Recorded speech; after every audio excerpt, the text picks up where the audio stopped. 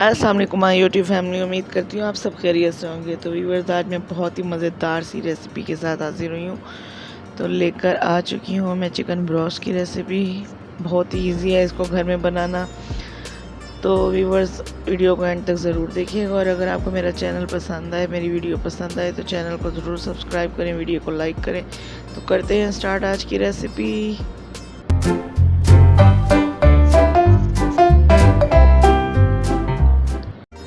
تو سب سے پہلے ہم نے چکن کو اچھے سے دھو لیا اور اس میں بہت گہرے کٹ لگا لیے تاکہ مسالہ اچھے سے اندر تک جذب ہو جائے۔ ایک کھلا برتن لے لیا اور اس میں ایڈ کر دیا ہم نے اپنے چکن کو تاکہ اچھے سے مسالہ لگا لیں ہم اس کو۔ تو سب سے پہلے ہم نے لے لیے ہیں 2 ٹیبل سپون لہسن ادرک کا پیسٹ۔ ہم اس کا پانی یوز کریں گے، صرف پیسٹ ہم نے سارا یوز نہیں کرنا، صرف ہم اس میں سے پانی اس کا چھان لیں گے چھلنی سے اور اس میں ایڈ کر دیں گے۔ اور اگر آپ کے پاس لہسن ادرک کا پاؤڈر ہے تو آپ وہ بھی یوز کر سکتے ہو۔ یقین مانیں یہ بہت ہی اچھی سی بن کے ریڈی ہونے والی ہے آج کی ریسیپی ہماری۔ 3 ٹیبل سپون ہم نے لے لیے ہیں لیموں کے، اس کا رس ہم نے ڈال دیا اس کے اندر۔ 1 ٹیبل سپون ہم نے نمک کا لے لیا ہے، 1/2 ٹیبل سپون کوٹی لال مرچ، 1 ٹیبل سپون لال مرچ powder, 1/2 table spoon food colour, گرم مسالہ 1 ٹیبل سپون، تکہ مسالہ 2 ٹیبل سپون اور خشک دھنیا powder 1 table spoon. 4 table spoon ہم نے اس میں ایڈ کر دینا ہے سویا ساس کا، اور 4 ٹیبل سپون ہم نے ایڈ کر دینا ہے اس میں سرکے کا۔ تو ویورز، اب ہم اس کو اچھے سے کر لیں گے میرینیٹ، مسالے کو اچھے سے میرینیٹ کر لیتے ہیں، اور تقریباً ہم اس کو رکھ دیں گے مسالہ لگا کے تقریباً 2 گھنٹے کے لیے ہم فریج میں رکھ دیں گے۔ اگر آپ کے گھر دعوت ہو اور آپ نے یہ چکن بروسٹ گھر میں بنانے ہو تو آپ 1 رات پہلے بھی اس کو مسالہ لگا کے آپ رکھ سکتے ہیں۔ یقین مانیں بہت ہی اچھے سے مسالہ لگ جاتا ہے اور بہت ہی مزے کے بنتے ہیں، بہت سافٹ جوسی۔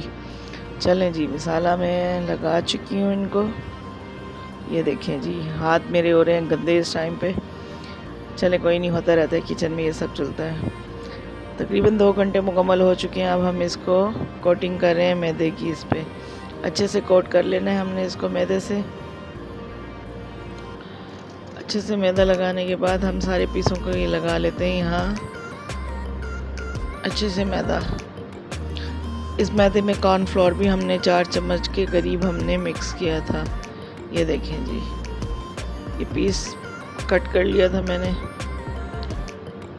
اچھے سے مسالہ لگائے، میدا لگانے کے بعد ہم آپ کو ملتے ہیں۔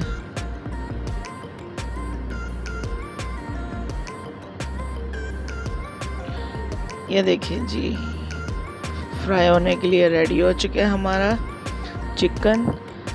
تو سب سے پہلے کڑھائی میں ایڈ کر دیتے ہیں ہم گھی۔ ہم اس کو ڈیپ فرائی نہیں کریں، ہم بس لائٹ سا اس کو فرائی کریں گے۔